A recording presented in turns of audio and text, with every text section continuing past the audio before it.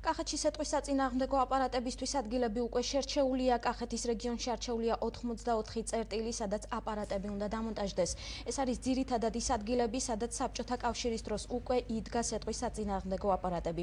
კახეთის მხარის გუბერნატორის მოადგილის გივი მეტრეველის თქმით, რეგიონში ახალი ტიპის სავარაუდოდ ლაზერული რაკეტები დამონტაჟდება. ფინანსთა სამინისტრომ უკვე გამოყო თანხა და აპარატების მონტაჟი რეგიონში გაზაფხულიდან დაიწყება. გაზაფხულიდან ეს რადარები ამოქმედება. ამას ამუშავებს, ამ საკითხზე მუშაობს ასევე სახელმწიფო სამხედრო სამეცნიერო ტექნიკური ცენტრი დელტა არის ასეთი, რომელსაც დაევალა ამ რადარების განთავსება.